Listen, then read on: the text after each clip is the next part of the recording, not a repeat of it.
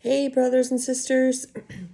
So, I have a few minutes here, so I thought maybe I'd make a quick video and catch up with everybody because I know it's been a while since I've made one, and I've had some people reach out to me and check to see if I'm okay. And I just want to say thank you for everyone who has. The Lord has made quite a few changes in my life over the last year, and direction I thought I was going kind of shifted and go in another direction. And if you have been walking with the Lord for any significant amount of time, then you know how the Lord operates. As soon as you start to get comfortable with one thing, He's going to push you over here and get you out of your comfort zone and put you in a different direction, because we need to continually be moving, continually be striving to get to that next section or level or season in our walk. So, there's been a lot of changes that have happened in my life over the last year.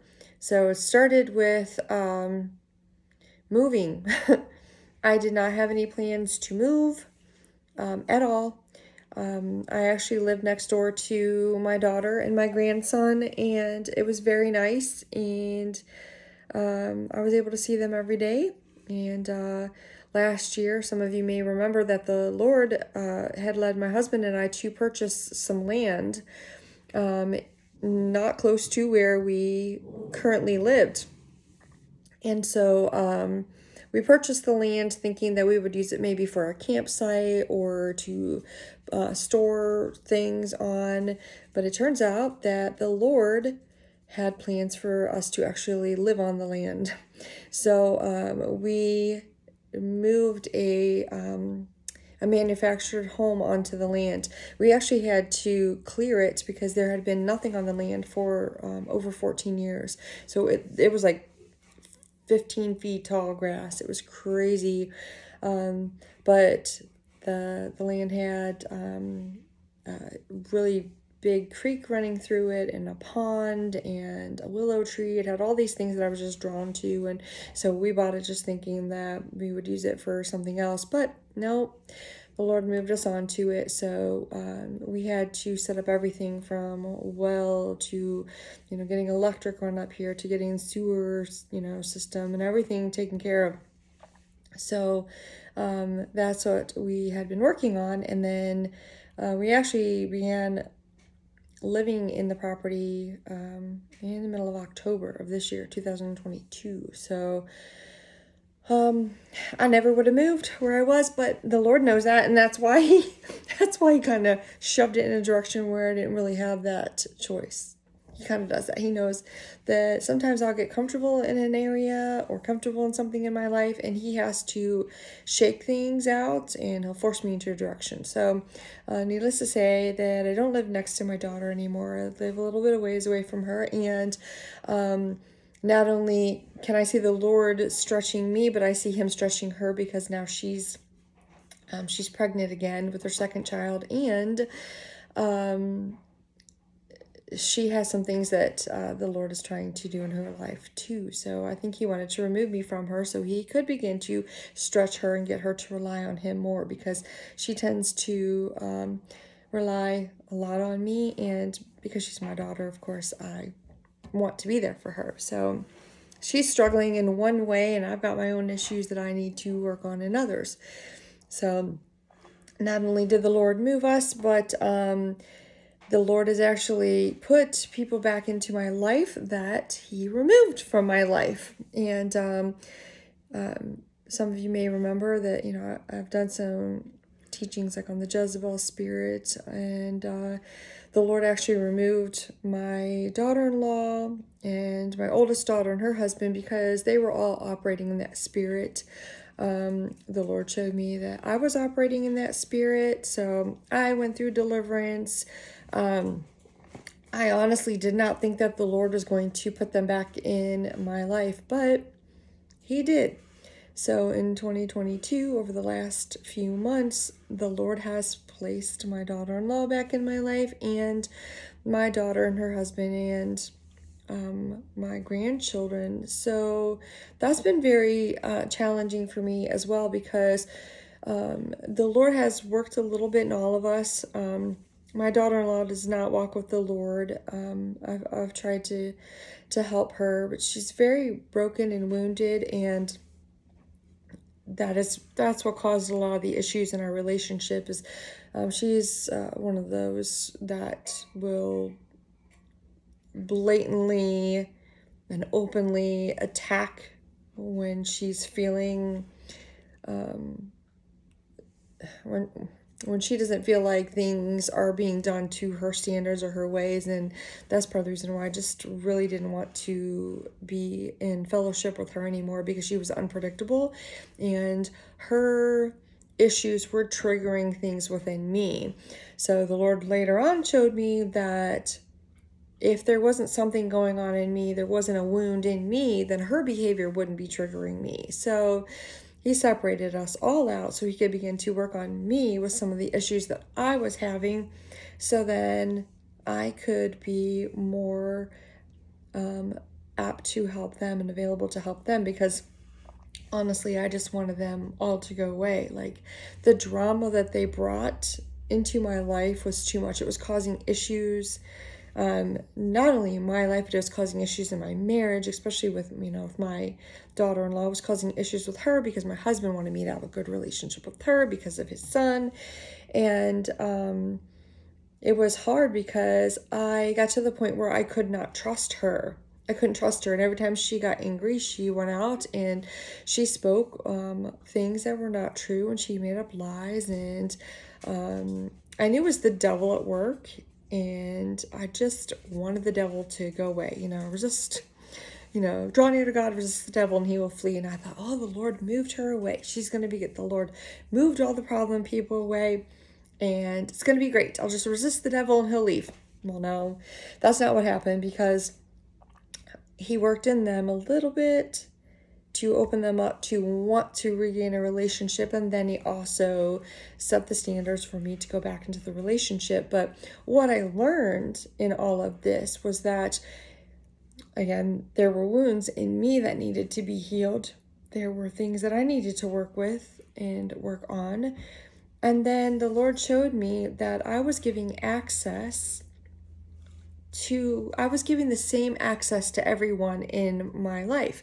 So it didn't matter if it was my kids or if it was my husband, it didn't matter who it was, everyone had the same access. And the Lord started showing me, Suzanne, you need to think of it this way. Would you give access to your bank account to just anybody? Like, no. Okay, well, who has access to your bank account? Just my husband. Okay, well, why wouldn't you give access to other people? Well, because they don't know me like that. They couldn't be trusted with my money. Like, there's no reason to give them access. And so the Lord's like, now you're starting to understand what it's like. He's like, you were giving level 10 access to everyone, and maybe some of these people can only handle level 2 or level 3 access with you. But I trusted them with me. I trusted them with the deepest parts of me. I trusted them with my thoughts and my feelings and my emotions and things like that, which later on the Lord began to show me, you can't live by your thoughts, your feelings, and your emotions. You have to learn how to control those and live through the Spirit, not through your emotions. But that's a different video. So the Lord started showing me that when I thought I was going to be relieved from these relationships, he said, no, I pulled you out so I could begin to show you things within yourself, because these relationships that you thought I was going to take you out of, those are parts of your assignment. Those are people that I want you to reach. But now you need to understand and learn how to have boundaries and how to give them the correct access to you. You can't just let everyone have the same access to who you are. They don't know how to handle that. They can't have that access.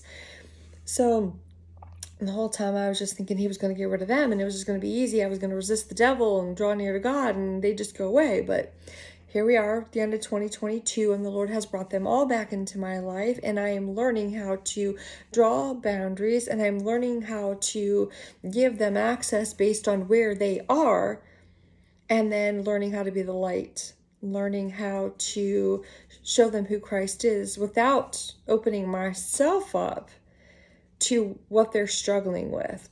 So I've been going through deliverance and digging into the deeper things of myself and learning how to grow in that manner. So that's what I've been doing. Like, that's kind of where I've been for the last few months. And it's not always easy. Like, it really takes you having to humble yourself and look at things. And I realized that there was a lot more flesh operating in me than I thought there was. You know, you look at like Paul's writings and you think he's talking to the Gentiles. He's talking about the carnal man. Well, he's talking about them. He's never talking about me. But that's not what was happening. The Lord is showing me, when you operate with these certain types of thoughts, these certain types of actions, when you speak out of your flesh and you're not speaking out of the Spirit, you are being carnal. That is the carnal man that Paul's talking about. So this whole time thinking the baby Christian is the one in the flesh. That baby Christian is the one, the Gentile that just came to Christ. But the Lord's saying, if you're not where you're supposed to be and you're letting your emotions dictate what you do, how you respond, you are thinking carnal. You are acting carnal. And I never really thought of it that way. But the Lord's been having to show me that this is the difference between living in the Spirit, walking in the Spirit, and living in the flesh and being carnal. Because the flesh never has a problem speaking its mind. It never has a problem giving its opinion. But it's harder to sit back, remove your emotions from something, remove your opinions from something, and allow the Spirit to dictate what you're going to say, how you're going to act, and how you're going to move forward with something. But I realized that a lot of what was coming out of me when someone else did something to hurt me, it was my carnal man that was speaking out. It wasn't the Spirit of God guiding me and showing me what to do. It was my carnal nature. You know, hey, well, you messed up and I don't want nothing to do with you and I just want you to go away. But the Lord's like, you don't understand. I love that person. I love her. I love him. And I want you to be the hands and feet and the vessel that I can reach them. But I need you to come in. And I need you to learn how to operate out of the Spirit and not out of your emotions. Because when you're operating out of your emotions, out of your frustration, out of your anger, out of your acts of betrayal or whatever, you can't be used in the way the Lord wants to use you. But in order to be used, we have to die to ourselves. We have to pick up our cross daily. We have to follow after him. And when you read these things in the Bible, you think you know what they mean. You think you understand what he's saying. But then the Holy Spirit gets a hold of you and says, nope, you are living carnal with this thought. You are acting carnal with this thought. You are behaving carnal with this response. And it's just crazy to think that I thought, like, I got it together, but the Holy Spirit's like, nope, you don't. You don't. And you won't, as long as you're in this flesh. As long as you're in this flesh, you will constantly have things to overcome, things to work on, things to do. So that's what I've been working on lately. And I'm starting to see more and more and more just how fleshly some of my behaviors and my responses were to the people that I just wanted to go away and get out of my life. And the Lord's like, no. Those are the people that I love, and those are the people I want you to reach. So I'm going to work on you so you can be hands and feet, and you can be an example to them of who my son is. So that's what I'm working on. And it's been difficult, but the Lord is good, and he doesn't quit. And there's grace to cover these mistakes, and there is hope and I'm just going to keep moving forward. So I'm learning how to not be led by my wounds and my emotions. I'm learning how to put those things on the altar and letting the Lord come in and heal the wounds that I didn't know was still there, to heal things and help me to see that sometimes I'm acting out of my own emotions and I got to get out of the way. It is not me that is supposed to be living. It's supposed to be Christ. He's supposed to be living through me because he died to be able to have access to this vessel, to be able to reach those that are lost. So I'm learning how to finish dying to the flesh that I thought I was already dead to, but I wasn't. So just being open and honest and kind of giving you guys an idea of where I've been and why I've been making so many videos. And maybe I'll sit down and maybe be able to go a little bit deeper into the things that I've been learning and give a little bit more details to you guys. But I'm just constantly waiting. This was my thought process. Constantly waiting for the flesh just to die. When are you going to die? When are you going to stop responding? When are you going to stop wanting to respond? Oh, the Holy Spirit has been showing me, Susan, as long as you're in this flesh, it's always going to be there. It is the push and pull, the tugging between the spiritual realm, the spiritual man, and the fleshly realm, and the carnal man. It's like, this is what you're going to have. It's going to be an ongoing issue. And you need to learn how to operate and act out of the spiritual realm, not the fleshly realm. So changing my mindset to think, okay, when somebody does something, the first thing the flesh is like, oh, let me speak. And the flesh wants to speak. No problem holding back. Just wants to speak. But the Holy Spirit is saying, you need to pause and let me show you what to do, how to think, how to respond. And so that's what I'm learning.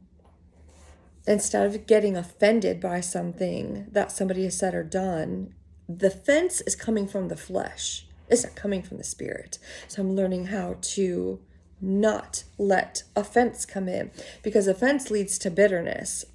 And bitterness and offense, they're fruits of the flesh.